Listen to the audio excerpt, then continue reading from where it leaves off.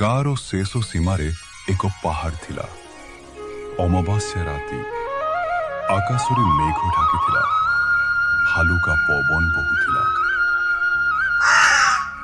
ଲୋକେ କହୁଥିଲେ ସେଠାରେ ରାତିରେ ଆତ୍ମା ଘୁରି ବୁଲେ।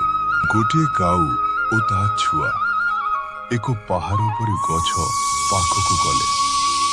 ଅଚାନକ ଦୁଇ କାଉ ଦୁଇ ଡାହାଣୀ ହୋଇଗଲେ। ଡାହାଣୀ ତା ଛୁଆକୁ ଗଛ ପାଖରେ ଛାଡ଼ି ଉଡ଼ିଗଲା।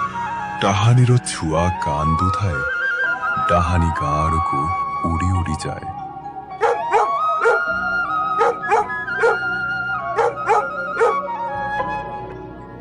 ସାମ୍ନାରେ ଏକ ଘର ଦେଖେ,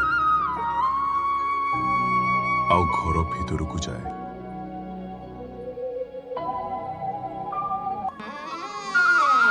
ଘର ଭିତରକୁ ଆସି ଦେଖେ ଜଣେ ପୁରୁଷ ଆଉ ସ୍ତ୍ରୀ ଶୋଇଛନ୍ତି। ସେ ସ୍ତ୍ରୀ ଜଣକୁ ଛାଡ଼ିଦେଲା ଆଉ ପୁରୁଷ ଜଣକ ରକ୍ତ ପିଇ ଚାଲିଗଲା। ସେଇ ସ୍ତ୍ରୀ ଜଣକ ସେମିତି ନିଦରେ ଶୋଇଥାଏ। ସକାଳ ହେଲା।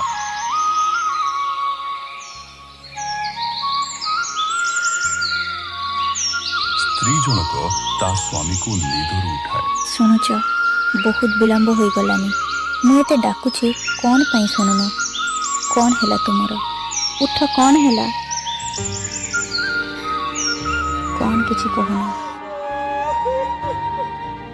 ସ୍ତ୍ରୀ ଲୋକର କାନ୍ଦିବାର ଶବ୍ଦ ଶୁଣି ପାଖ ପଡ଼ୋଶୀ ଲୋକ ଧାଇଁ ଆସି ଦେଖିଲେ ଆଉ ଦୁଃଖରେ ଭାଙ୍ଗି ପଡ଼ିଲେ।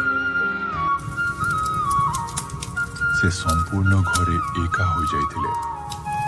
ସମସ୍ତ ଗାଁ ଲୋକ ମିଳିମିଶି ଶବ ସତ୍କାର କଲେ।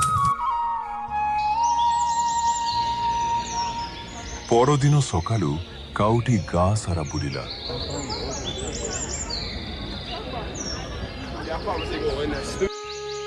ଗାଁର କିଛି ଲୋକମାନେ ଏକତ୍ର ହୋଇ କଥା ହେଉଥିଲେ, ଆରେ ଆମେ କ'ଣ କରିବା?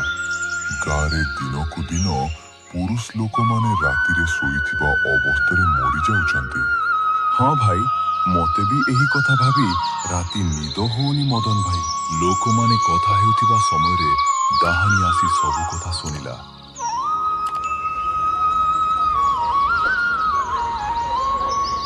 ଆଉ ଚାଲିଗଲା।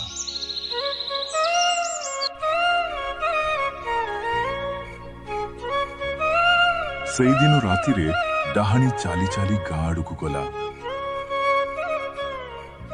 ଏକ ଘର ଆଡ଼େ ଯାଇ ପହଞ୍ଚିଲା, ଆଉ ଚାରିଆଡ଼େ ଦେଖିଲା, ଆଉ ଉଡ଼ି ଯାଇ ଗୋଟେ ଘର ଉପରେ ବସିଗଲା। ଚାରିଆଡ଼େ ଦୂର ଦୂର ପର୍ଯ୍ୟନ୍ତ ଦେଖିବାକୁ ଲାଗିଲା। ସେତେବେଳେ ଗାଁର ସବୁ ଲୋକ ସମସ୍ତେ ସମସ୍ତଙ୍କ ଘର ଭିତରେ ଶୋଇଥାନ୍ତି। ସେତେବେଳେ ଘର ବାହାରୁ କିଛି ଅଜବ ଶବ୍ଦ ଶୁଣାଗଲା, ଆଉ ସ୍ତ୍ରୀ ଲୋକଟି ନିଦରୁ ଉଠି ବାହାରକୁ ଯାଇ ଦେଖିଲା କିଏ ବି ନଥିଲେ। ଆଉ ସ୍ତ୍ରୀ ଲୋକଟି ଘରକୁ ଆସି ଶୋଇଗଲା। ଡାହାଣୀ ଘର ଉପରେ ବସି ସବୁ ଦେଖୁଥାଏ, କିନ୍ତୁ ସେ ସ୍ତ୍ରୀ ଜଣଙ୍କୁ ଡାହାଣୀ କିଛି କଲା ନାହିଁ। ସେମାନେ ନିଦରେ ଶୋଇଥାନ୍ତି। ପୁଣି ଥରେ ଘର ବାହାରୁ କିଛି ଶବ୍ଦ ଶୁଭିଲା। ଏଥର ସ୍ତ୍ରୀ ଜଣକ ନିଦରେ ଶୋଇଥାଏ। ପୁରୁଷ ଜଣକ ବାହାରକୁ ଗଲା।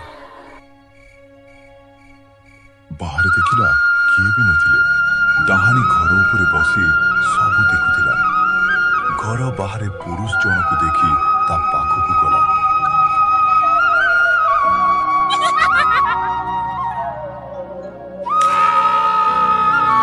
ପୁରୁଷ ଜଣକର ରକ୍ତ ପିଇ ଡାହାଣୀ ଚାଲିଗଲା, ଆଉ ପୁରୁଷ ଲୋକର ଶବ ଘର ଆଗରେ ସେମିତି ପଡ଼ିଥାଏ।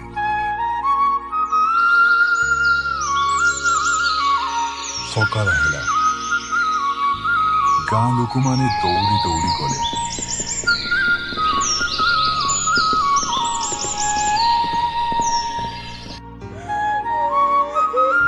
ସେ ସ୍ତ୍ରୀ ଲୋକ ଜଣକ ବାହାରେ ବସି କାନ୍ଦୁଥାନ୍ତି। ଗାଁର ଗାଁର ସବୁ ଲୋକମାନେ ଆସି ଦେଖିଲେ ଆଉ ସମସ୍ତେ ଦୁଃଖ ପ୍ରକାଶ କରୁଥିଲେ। ଆଉ ଜଣେ ବୃଦ୍ଧ ବ୍ୟକ୍ତି ଦିନକୁ ଦିନ ପୁରୁଷମାନଙ୍କର ଦେହାନ୍ତ ବିଷୟରେ କିଛି ଭାବେ ଆଉ ଚାଲିଯାଏ। ଗାଁର ଗୋଟେ ଗଛ ଛାଇରେ କିଛି ଲୋକ ବସି କଥା ହେଉଥିଲେ। ସେ ବୃଦ୍ଧ ଲୋକ ଜଣକ ସେମାନଙ୍କ ପାଖକୁ ଗଲା ଆଉ ସେ ବୃଦ୍ଧ ଲୋକ ଜଣକ କହେ, ଆରେ ରମେଶ, ଆମେ କ'ଣ କରିବା? ଦିନକୁ ଦିନ ପୁରୁଷ ଲୋକମାନେ ବିନା କାରଣରେ ମୃତ୍ୟୁବରଣ କରୁଛନ୍ତି। ଆମେ ଏବେ କ'ଣ କରିବା? ହଁ ଭାଇ, ଆମେ ସମସ୍ତେ ସେଇ ବିଷୟରେ ହିଁ କଥା ହେଉଥିଲୁ। ଆମେ ଯଦି କିଛି ନ କରିବା ଏହି ରହସ୍ୟମୟ ମୃତ୍ୟୁ ଅନ୍ତ ହେବ ନାହିଁ। ଆଉ ଦିନ ଆସିବ ଏହି ଗାଁ ପୁରୁଷ ଶୂନ୍ୟ ହୋଇଯିବ। କିନ୍ତୁ ମୋ ପାଖରେ କିଛି ୟା ପାଇଁ ପ୍ରତିକାର ଅଛି। କ'ଣ କହ ବାସୁଦେବ? ଆମ ପାଖରେ ସମୟ ବହୁତ କମ୍ ଅଛି। ଆଜି ଯଦି ଆମେ କିଛି କରିବା ନାହିଁ, ତାହେଲେ ଆଜି ରାତିରେ ଆମ ଭିତରୁ କାହାର ଜୀବନ ଏମିତି ରହସ୍ୟମୟ ଭାବେ ଚାଲିଯିବା। ମୁଁ ଏକ ତାନ୍ତ୍ରିକକୁ ଜାଣିଛି। ଚାଲ ଆମେ ଅଧିକ ଚିନ୍ତା ନ କରି ତାଙ୍କ ପାଖକୁ ଯିବା। ସେମାନେ ସମସ୍ତେ ଚାଲି ଚାଲି ଜଙ୍ଗଲ ଭିତରକୁ ତାନ୍ତ୍ରିକକୁ ଦେଖା କରିବାକୁ ଗଲେ।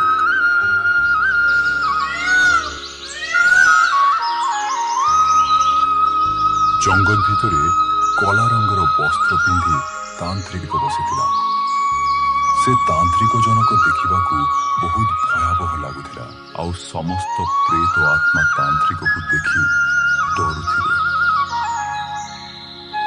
ଜଙ୍ଗଲରେ ବୁଲି ବୁଲି ଶେଷରେ ଗାଁ ଲୋକମାନେ ତାନ୍ତ୍ରିକ ପାଖରେ ଆସି ପହଞ୍ଚିଲେ। ଆଉ ଜଣେ ଲୋକ କହେ, ବାବା, ଦିନକୁ ଦିନ ଗାଁରେ ରାତିରେ ପୁରୁଷ ଲୋକମାନେ ଅଚାନକ ମୃତ୍ୟୁବରଣ କରୁଛନ୍ତି। ଆମକୁ ବହୁତ ଜ୍ୱର ଲାଗୁଛି। ଏଥିପାଇଁ ଆମେ ସମସ୍ତେ ଆପଣଙ୍କ ପାଖକୁ ଆସିଛୁ। ଏମିତି କ'ଣ ପାଇଁ ହେଉଛି ବାବା ଆମ ସହ? ସେମାନଙ୍କ କଥା ଶୁଣି ବାବା କହିଲେ, ହଉ ଠିକ ଅଛି, ଟିକେ ରୁହ।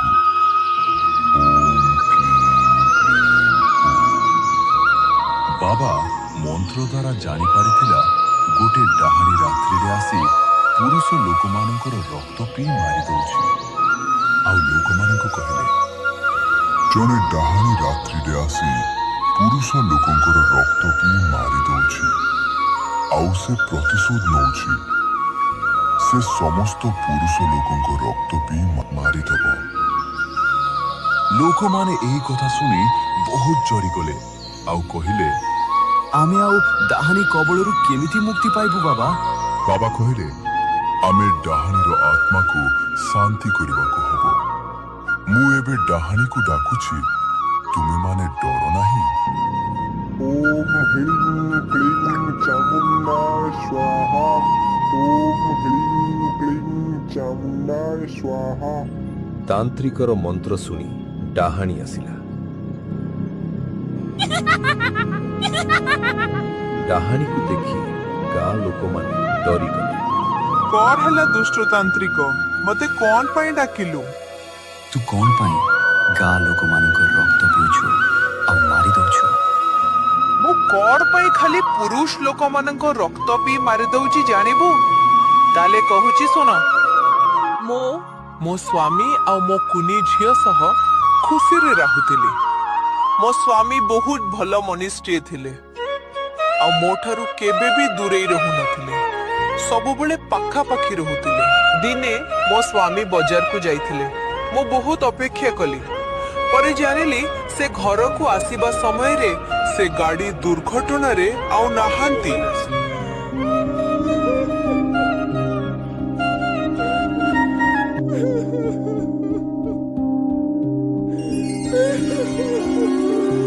ଆଉ ମୁଁ ମୋ ଝିଅ ଏକା ହୋଇଗଲୁ। ଗୋଟେ ଦିନ ରାତ୍ରିରେ ମୁଁ ଆଉ ମୋ ଝିଅ ଘରେ ଶୋଇଥିଲୁ। ଜଣେ ତନ୍ତ୍ରିକ ଆସି ମୋ ଝିଅକୁ ଉଠେଇ ନେଇଗଲା। ମୁଁ ଶୋଇକି ଉଠି ଦେଖିଲି ମୋ ଝିଅ ମୋ ପାଖରେ ନଥିଲା। ମୁଁ ମୋ ଝିଅକୁ ଖୋଜିବାକୁ ଲାଗିଲି ଆଉ ଦେଖିଲି ତାନ୍ତ୍ରିକ ମୋ ଝିଅକୁ ନେଇ ଯାଉଥିଲା। ମୁଁ ତାନ୍ତ୍ରିକର ପିଛା କଲି ଆଉ ମୋ ଝିଅକୁ ଛାଡ଼ିଦେ କହିଲି। କିନ୍ତୁ ସେ ମୋ କଥା ଶୁଣିଲା ନାହିଁ। ସେ ମୋତେ ମାରିଦେଲା ଆଉ ମୋ ଝିଅକୁ ବଳି ଦେଇଦେଲା। ସେହି ଦିନଠାରୁ ମୁଁ ପ୍ରତିଶୋଧ ନିଆଁରେ ଜଳୁଥିଲି। ଆଉ କାଉ ହୋଇ ଆମେ ସେଇ ତାନ୍ତ୍ରିକକୁ ବୁଲି ବୁଲି ଖୋଜିଲୁ। ରାତି ଦିନ କାଉ ହୋଇ ବୁଲି ବୁଲି ଖୋଜିଲୁ, କିନ୍ତୁ ତାକୁ ପାଇଲି ନାହିଁ। ଆଉ ମତେ ଲାଗିଲା ସେ ତାନ୍ତ୍ରିକ ଜଣକ ସାଧାରଣ ମନୁଷ୍ୟ ପରି ସାଧା ପୋଷାକ ପିନ୍ଧି ରହୁଛି। ଆଉ ମୁଁ ତ ଜାଣିନଥିଲି ସେ ତାନ୍ତ୍ରିକ ଜଣକ କିଏ। ସେଥିପାଇଁ ସମସ୍ତ ପୁରୁଷଙ୍କୁ ଜଣେ ଜଣେ କରି ମାରୁଥିଲି। କିନ୍ତୁ ମୁଁ ଖୋଜୁଥିବା ଲୋକକୁ ଏବେ ପାଇଯାଇଛି। ଆଉ ମୁଁ ଗାଁ ଲୋକମାନଙ୍କୁ କିଛି କରିବି ନାହିଁ। ତାହେଲେ ତୁମେମାନେ ଭାବୁଥିବ ମୁଁ କିଏ?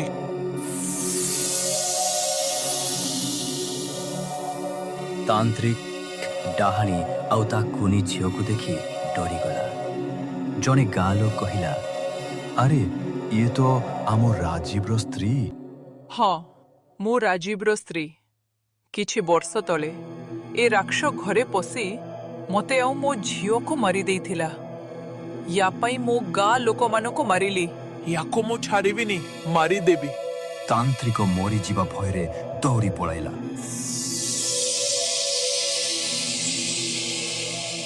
ଡାହାଣୀ ଆଉ ତା ଝିଅ କାଉ ହେଇଗଲେ ଆଉ ତାନ୍ତ୍ରିକ ପଛରେ ଗଲେ। ତାନ୍ତ୍ରିକ ଗାଁ ଆଡ଼କୁ ଦୌଡ଼ି ଦୌଡ଼ି ଭୟରେ ଯାଉଥିଲା। ଡାହାଣୀ ସାମ୍ନାକୁ ଆସିଗଲା।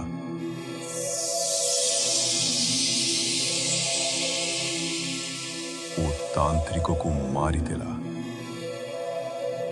ଓ ଡାହାଣୀ ଜୀବନରୁ ମୁକ୍ତି ପାଇଗଲେ।